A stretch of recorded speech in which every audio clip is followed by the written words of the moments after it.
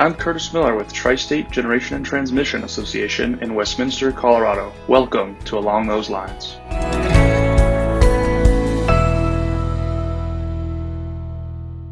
Support for this podcast comes from NRTC. NRTC is member-driven and technology-focused, providing broadband and smart grid solutions to help electric cooperatives bring all of the advantages of today's evolving technology to rural America.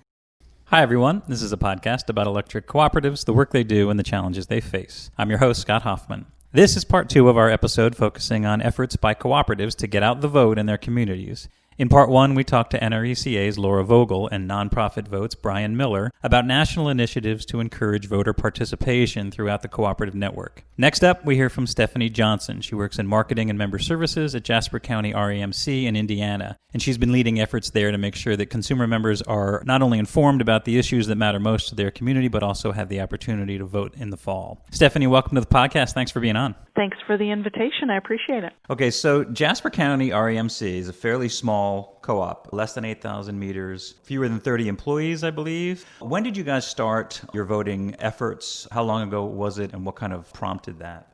Our voting efforts started in 1938, and I know that sounds like a strange answer, but we have always, throughout our history, had very active members and a board and management who have always encouraged rural people to have their voices heard. And honestly, that's the only reason we exist, is because the rural voices were heard. So I'll stick with 1938. Wow, I didn't realize it was that far back. So over the recent years, when rural voting has become sort of a movement again, what have you been doing since, say, 2016, 2017, that's kind of engaged your members? Something we started quite a few years ago to engage our members included petition. And it's a very lowest common denominator way for everybody to have a voice. And we would send out bill stuffers with comment coupons at the bottom. And we received hundreds of those coupons back with handwritten comments from our membership.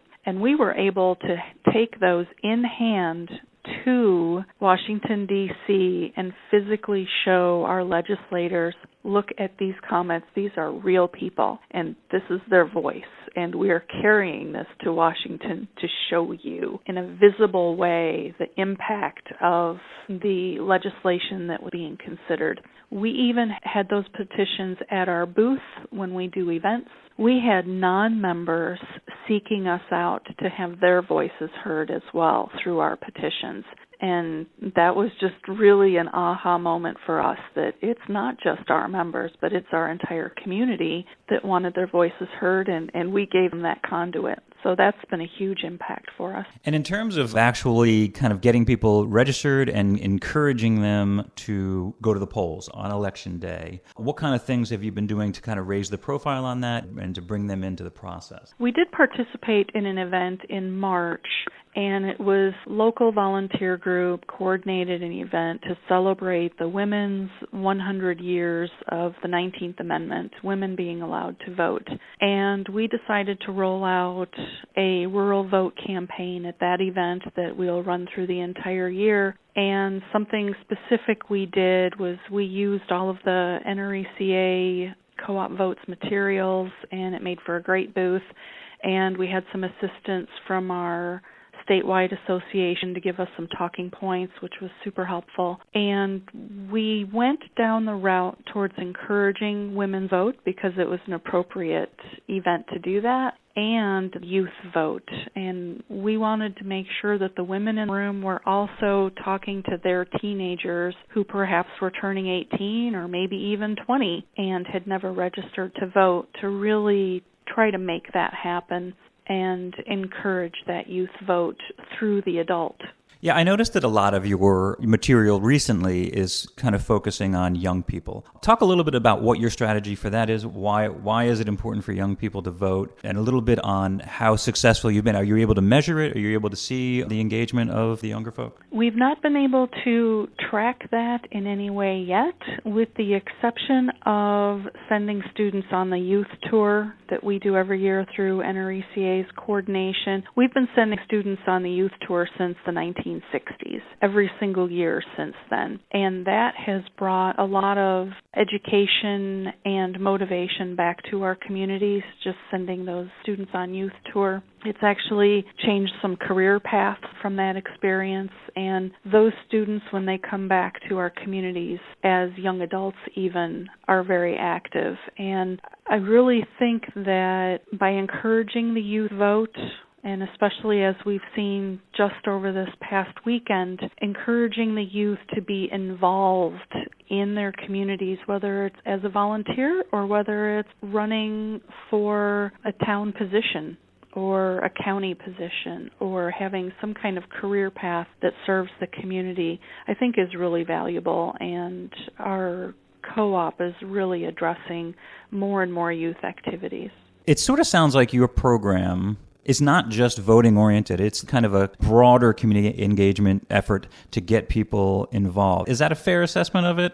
That is a very accurate assessment to say that we're involved in supporting our communities. And if that means helping to educate our youth and giving them opportunities to come back and do good work, that's exactly what we're going to do.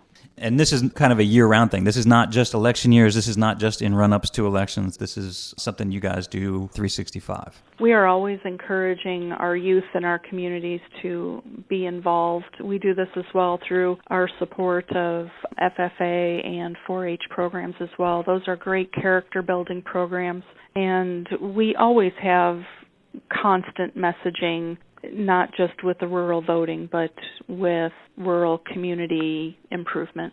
Next, we'll talk about why co-op leadership needs to be part of all this. But first, let's pause for a word from our sponsor. Support for Along Those Lines comes from NRTC, who believes that delivering broadband and smart grid solutions for electric cooperatives begins with listening to your technology challenges and opportunities, your goals, and your unique service area. NRTC is with you from evaluation through implementation and to daily operations. That's why electric cooperatives created NRTC. While technology changes, NRTC's mission and focus remains on you.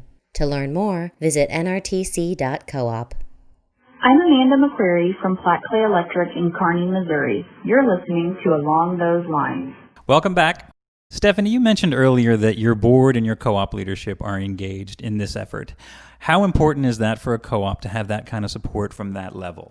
It's very important for the board and the CEO and management team to support these efforts in that when it's time to talk to the legislators, all of us have to be prepared to make our point. And when NRECA or our state association sends a message that we need to carry out and make an impact with our local legislators, our board and our management team are very comfortable doing that, and we take the time to be very well versed in those conversations before having them. And as far as co-ops in general, why is it important for co-ops to be involved in this? I mean, we know that co-ops tend to be leaders in their communities, but why are co-ops particularly well placed to bring up not just the community, but also specifically to work on voting issues? One of the issues we have, because we are a small co-op and we are very rural, and to give you an idea of how rural we are, we have to drive an hour in any direction to get to a Starbucks. That's where we live. And we like to say we live where food comes from, so be glad we're here. And I think there's a lot of legislators that represent urban and metropolitan areas, and those voices are very many and they are very loud. And oftentimes the rural issues are not addressed by those legislators, not because they don't want to do that, but just because they don't have the education to know our important role in making the country tick. Rural voices really should have more of an impact than they do, but if rural voters don't use their voices, then there's really nobody that's going to listen.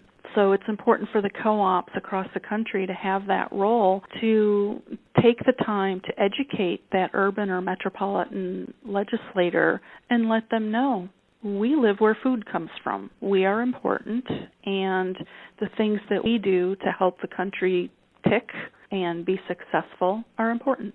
That's great. And so in terms of your particular community, what are some of the political issues or the social issues that you all are helping raise the voice on? We have a challenge of attracting commercial and industrial development simply because we don't have enough people living here to really support that company from an employee standpoint.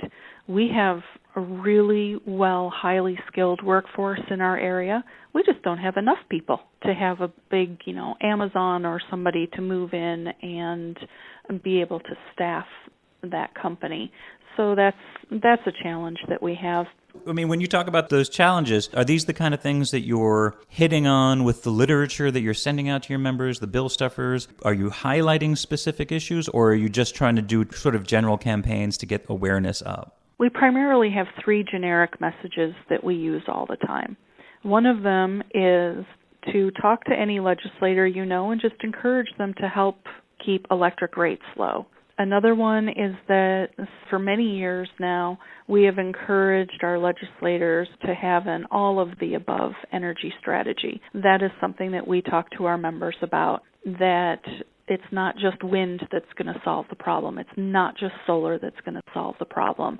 It needs to be an all-of-the-above energy strategy, and that is something that we take great strides in communicating to our membership. And then, of course, just the rural votes equal rural voices kind of a message.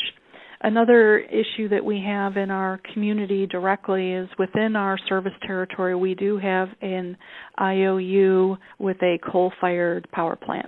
It will probably be shuttered in the next 2 to 3 years, and that is a lot of jobs that will be lost and highly skilled, well-paying jobs. A lot of those people are our members, and we worry about them. We're concerned about them. And we are actively trying to help that IOU to not have to shutter that plant. That is something in our community that is very at the top of mind awareness and concern, and we're trying to impact that in some way. And Stephanie, you mentioned earlier how some of your campaigns involve live events, being in person at your booth, talking to people. Talk a little bit about how the ongoing pandemic has changed your strategy, how it's impacted the way you reach out to your members. Pandemic has definitely thrown a wrench in communications face-to-face. My calendar is pretty much clear for most of the year. All of the local events have been canceled, and we have primarily turned to Facebook and social media. And believe it or not, people still respond to our bill stuffers, so we are going to keep doing that. And we do have a monthly magazine that's produced by our state association that is just a fantastic communication tool, and our members have shown us over and over again that they respond to that communication tool, so we will keep doing that as well. We also have the opportunity to go live on our local radio station. They are glad to have us on whenever we have something to say, and that is definitely a place where we use that platform to speak to our local people that have that radio station on during the day at their stores when they're all open and in their businesses and the factories. So we definitely take advantage of that opportunity. As far as the Co-op's Vote materials, you've been, early advocates and users of that stuff. Talk about how that has helped you in terms of developing your message and some of the things that you've done with the materials in creative ways. When I ordered all of those materials, I knew that it was going to be a really great visual impact at the booth that we did have in March. And just even having those cohesive-looking branded materials to take a photo of everything when it just came out of the box and say, hey, we're going to be at this event and this is going to be our message. And to have our community members be able to take that little pad of Post-it notes and it'll be around the house, and maybe it'll make them remember to vote in the primary and remember to vote in the general election. And the maps that were prepared and available to us through NRECA of how people voted in 2012 and how people voted in 2016, and very impactful visuals to show that rural people are not voting, and we need to change that, and we need to change it in a hurry. Stephanie, you guys are doing fantastic work. Thanks so much for being on the podcast with us. Well, thank you for giving me the opportunity to share what our little tiny co-op is doing, and hopefully this podcast will make an impact on the other co-ops across the country that maybe even have more resources than we do to really continue making an impact for the rural communities. That's great. Thanks, Stephanie. Thanks as well to our sponsor, NRTC, and to you, our listeners. For more on this and other podcasts, visit us at electric.coop. Until next time, I'm Scott Hoffman. I'm Deborah Anderson from Prairieland Electric in Norton, Kansas. Thanks for listening to Along Those Lines. Subscribe and rate us on your favorite podcast app.